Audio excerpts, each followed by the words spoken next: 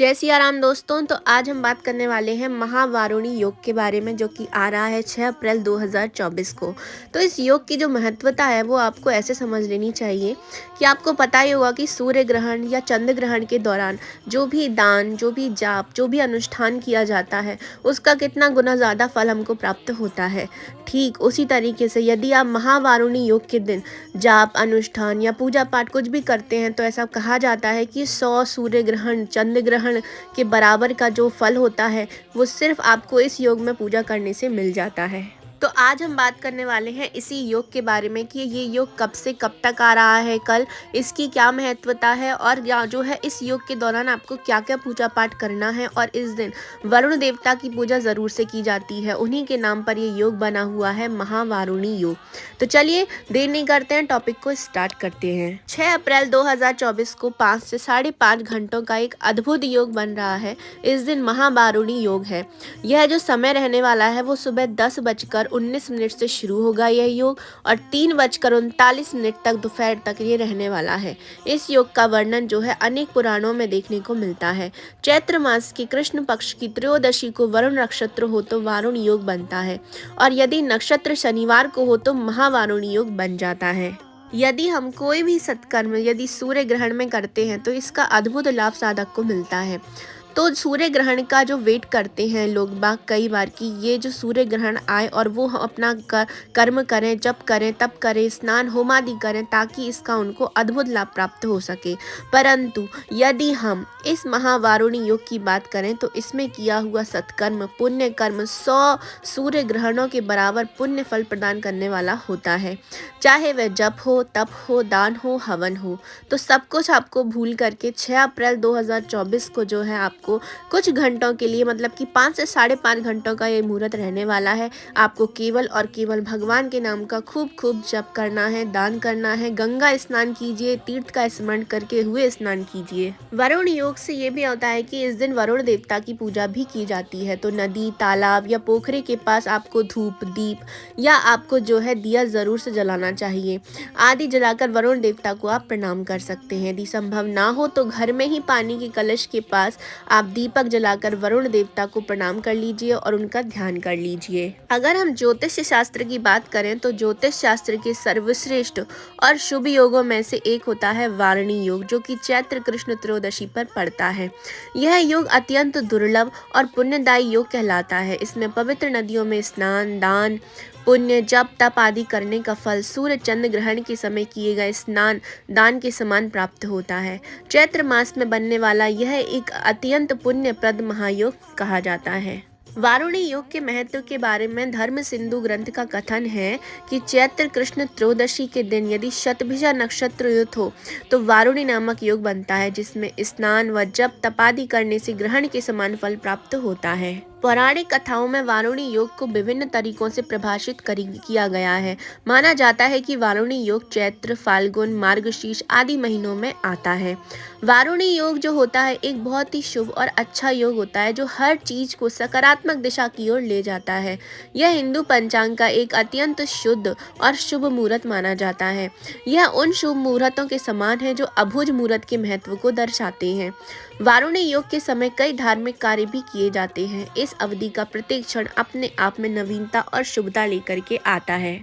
धर्म सिंधु, काशी आदि शास्त्र वारुणी योग के महत्व को पुष्ट करते हैं। इन शास्त्रों में इस योग के महत्व का बहुत ही सुंदर शब्दों में वर्णन भी मिलता है।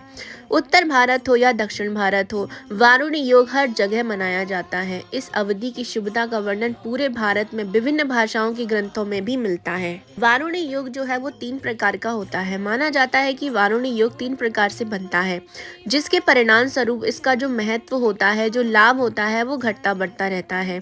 यह योग मुख्य रूप से मास, नक्षत्र, वार और शुभ योगों के आधार पर अलग अलग रूपों में प्रकट होता है।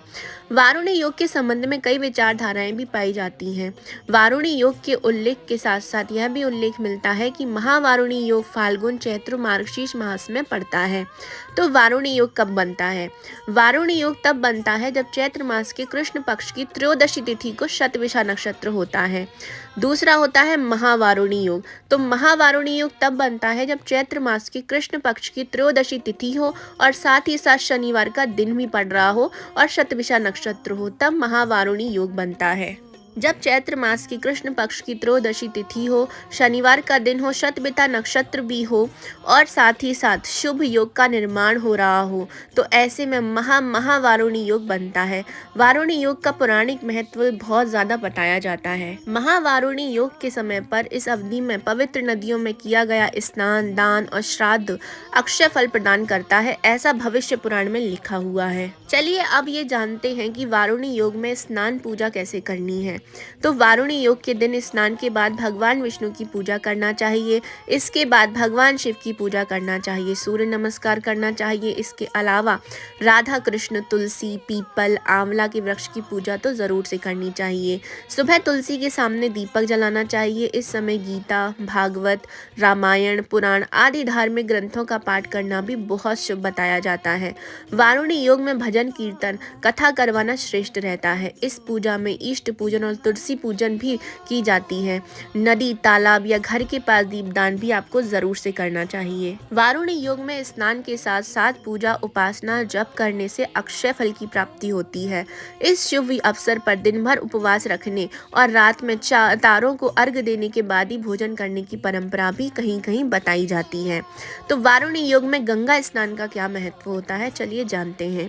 तो वारुणी योग में स्नान करने की परंपरा बहुत प्राचीन काल से चली आ रही है। स्नान के साथ साथ लोग दान भी करते हैं। ऐसा माना जाता है कि इस दिन किया गया स्नान अत्यंत लाभकारी होता है।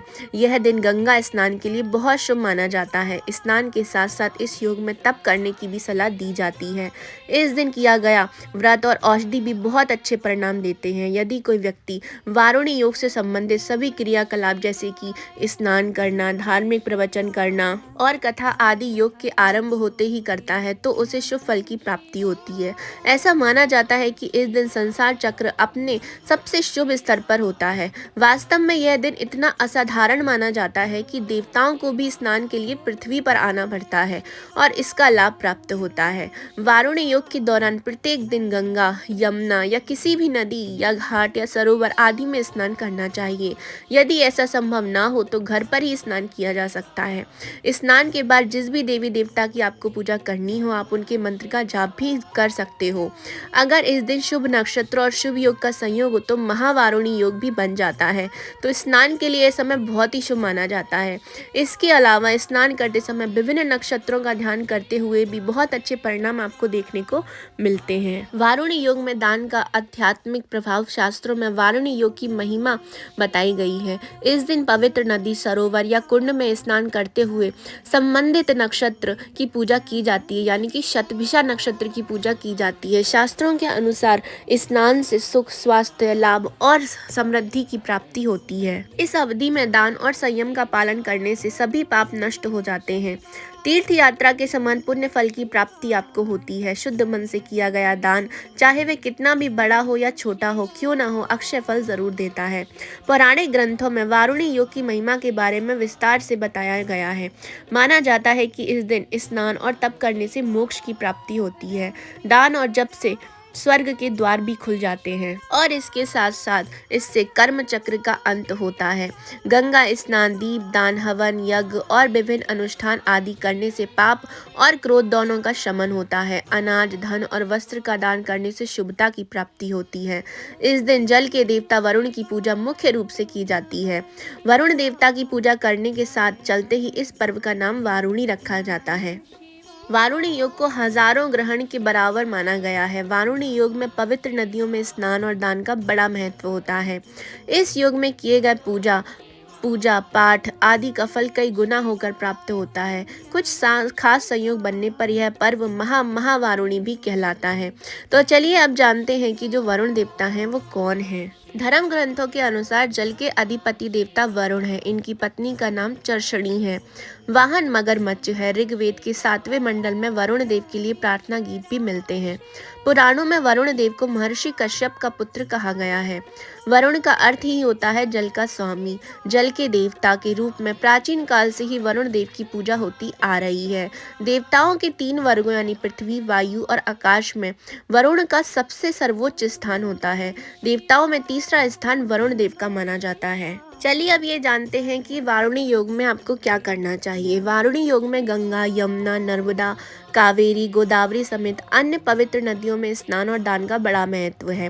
वारुणी योग में हरिद्वार, इलाहाबाद, वाराणसी, उज्जैन, रामेश्वर, नासिक आदि तीर्थ स्थलों पर नदियों में स्नान करने करके भगवान शिव की पूजा की जाती है। इससे जीवन में समस्त प्रकार के सुख ऐश्वर्य प्राप्त होते हैं। वारुणी योग के दिन भगवान शिव की पूजा अभिषेक से मोक्ष की प्राप्ति होती है। इस दिन मंत्र जप, अनुष्ठान, यज्ञ, हवन आदि करने का बड़ा महत्व है। पुराणों का ऐसा कहना है कि इस दिन किए गए एक यज्ञ का फल हजारों यज्ञों के समान प्राप्त होता है। यदि पवित्र नदियों में स्नान करने का संयोग ना बन पाए तो आप अपने घर पर ही पवित्र नदियों का जल डालकर स्नान कीजिए। अब हम ये जानते हैं कि वारुणी योग में किन कार्यों को करने से लाभ की प्राप्ति होती है। वारुणी योग में शिक्षा से संबंधित कार्य आरंभ किए जा सकते हैं। पढ़ाई शुरू करना, कोई प्रशिक्षण कोर्स शुरू कर देना, सफलता मिलना निश्चित होता है इस योग में यदि आप कोई भी कार्य स्टार्ट करते हैं। वारुणी योग में नया स्कूल, कॉलेज, कोचिंग इंस्टीट्यूट खोलना बहुत शुभ होता है। नया काम, धंधा, व्यापार शुरू करने के लिए वारुणी योग को अत्यंत शुभ माना जाता है। इस योग में कार्य प्रारंभ करने से कभी पराजय, असफलता का सामना नहीं करना पड़ता है। वारुणी योग में नया कारखाना भी आप शुरू कर सकते हो। ऐसा भी कहा जाता है कि वारुणी योग में यदि विवाह की बात की जाए तो रिश्ता पक्का होने में कोई संदेह भी नहीं रहता है। इस दिन शिवलिंग पर एक जोड़ा केला चढ़ाएं और वहीं बैठकर शिव पंचाक्षरी मंत्र का जाप करें। इससे शीघ्र विवाह के मार्ग भी खुलते हैं। वारुणी योग के दिन किसी विशेष मंत्र की सिद्धि करना हो या फिर कोई अनुष्ठान करना हो तो इस दिन जरूर करें। मंत्र आपका जल्दी से सिद्ध हो जाता है। बड़ी महिमा जो है बताई गई है महावारुणी योग के बारे में और वारुणी योग के बारे में इस दिन की। तो इस दिन आपको पूजा पाठ जब तब जरूर से कर लेना चाहिए। तो ये थी मेरी छोटी सी इन्फॉर्मेशन। आप सबको कैसे लगी कमेंट बॉक्स में ज़रूर से बताइएगा।